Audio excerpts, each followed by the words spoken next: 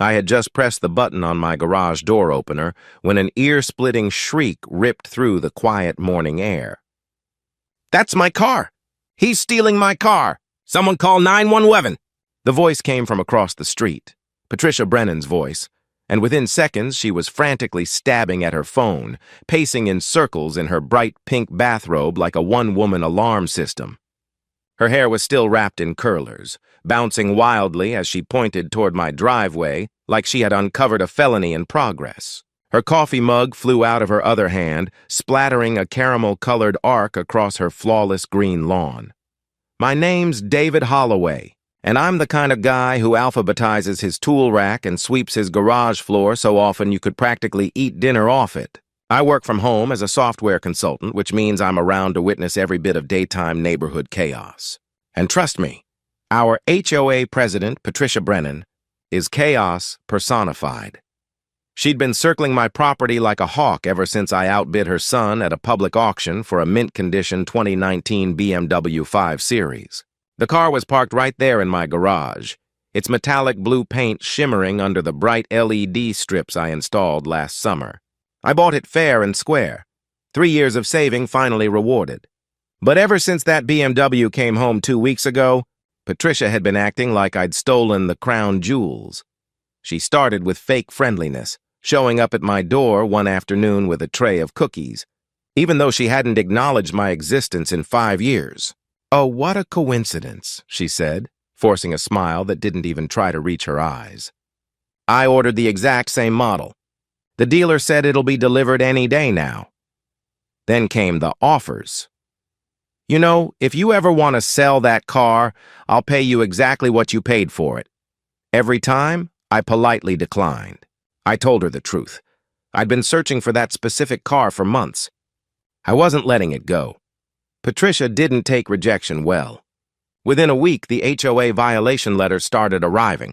First, I was cited for leaving my garage door open for excessive periods, allegedly compromising neighborhood security. The door had been open for 7 minutes while I unloaded.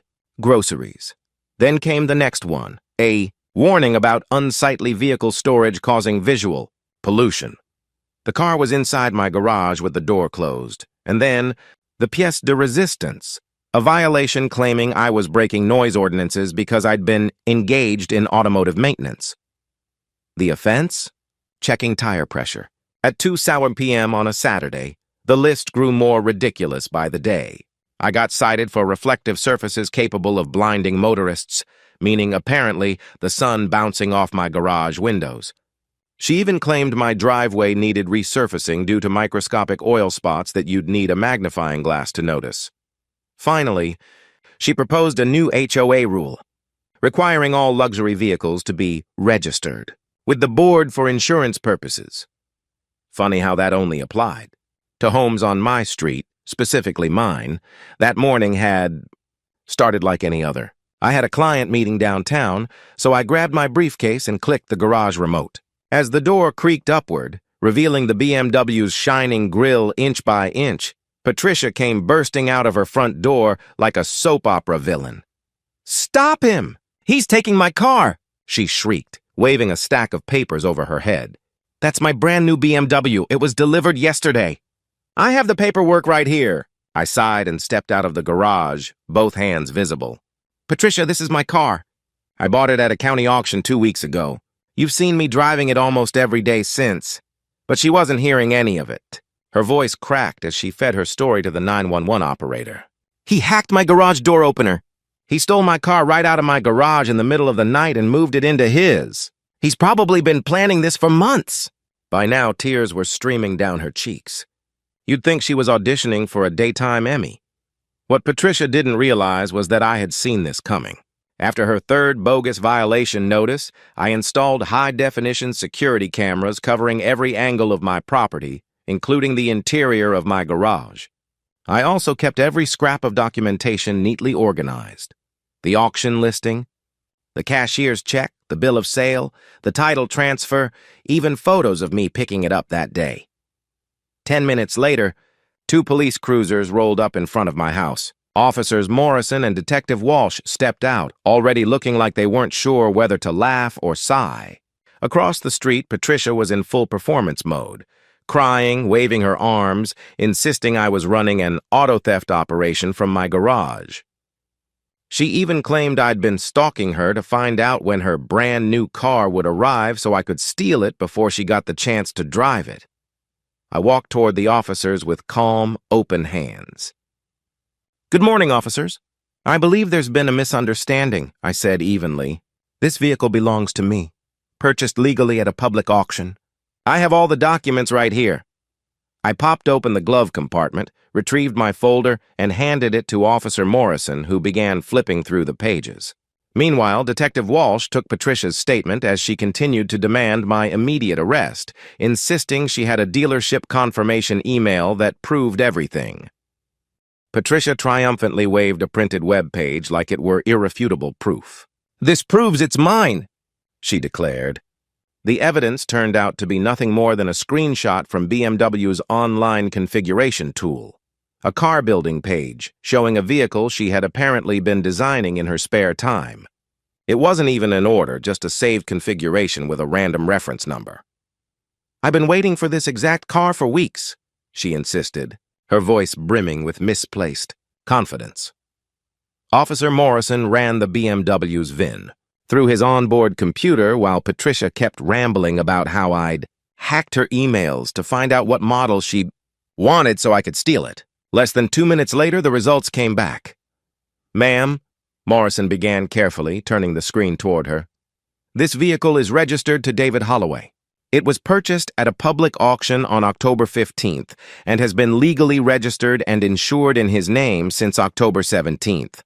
There's no theft report, and this VIN has never been connected to you in any system." Patricia's expression froze. Her mouth opened and closed like a stunned fish, grasping for words that wouldn't come. Then, in true Patricia fashion, she pivoted to something even more absurd. "Well," she began, straightening her robe and clearing her throat, "the HOA has special provisions for community property reassignment in cases of neighborhood safety concerns. As HOA president, I have full authority to requisition any vehicle that poses a threat to our community standards, and this car is clearly too fancy for him.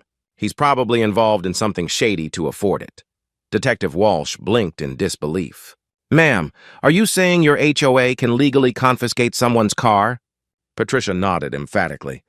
"It's in our bylaws. Section 47, subsection C. Any property inconsistent with community harmony can be reassigned by board vote. I held an emergency vote this morning with myself, and it passed unanimously." Walsh and Morrison exchanged a look, part amusement, part concern, before the detective spoke again, this time with a serious tone. "Ma'am, you need to understand that you've called 911 with a false report of auto theft. You've made fraudulent ownership claims, and now you're asserting legal powers you don't actually have. These are serious offenses." Patricia's bravado began to crumble. Her face drained of color. "I'm not lying. I deserve that car more than he does," she shouted, her voice trembling. "Do you even know who I am? I've been president of this HOA for 15 years. He's nobody. He just sits at home all day pretending to have a job."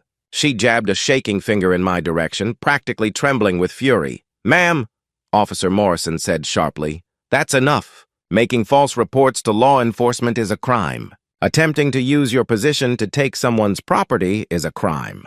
You need to come with us." Patricia's eyes widened. "You can't arrest me. I'm the victim here.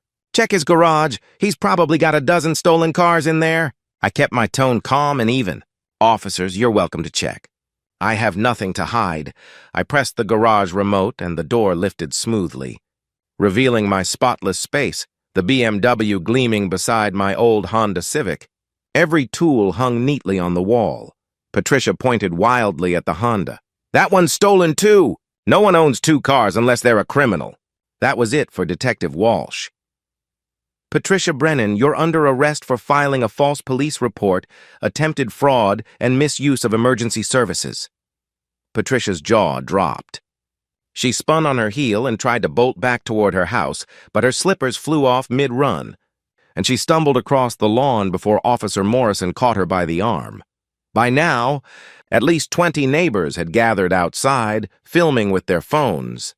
The queen of the HOA was being led away in handcuffs, her spotless reputation unraveling right there on her own front lawn. This is all a misunderstanding.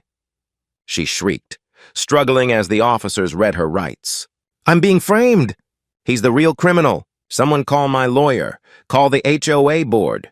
They guided her toward the squad car as she twisted around to glare at me. You haven't won, she spat. I'll sue you for everything. You'll never park in this neighborhood again. The HOA will ban you.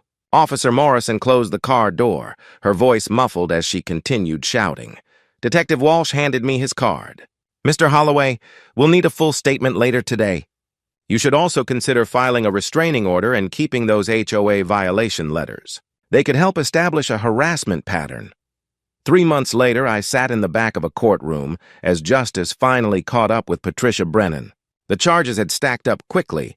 Filing a false police report, attempted grand theft auto through fraudulent means, misuse of 911, and criminal harassment. But the investigation uncovered even more. She had been embezzling HOA funds to finance her luxury car obsession. Suddenly, her desperation for my BMW made perfect sense. The judge's voice was stern and deliberate. Mrs. Brennan, your actions represent a gross abuse of power and a blatant disregard for the law. You weaponized both your HOA position and emergency services for personal gain. Patricia stood at the defense table, dressed in a conservative gray suit instead of her trademark pastels. She looked smaller now, drained, defeated. For filing a false police report, attempted fraud, and criminal harassment, the judge continued. You are sentenced to 18 months in prison, 3 years of probation, and ordered to pay $50,000 in restitution to Mr. Holloway for damages and legal fees. You are also permanently barred from serving on any Homeowners Association board. The gavel came down with a sharp, echoing crack. Patricia's knees buckled, and her lawyer had to steady her as she broke down in tears. This isn't fair, she whispered between sobs, her voice shaking with disbelief.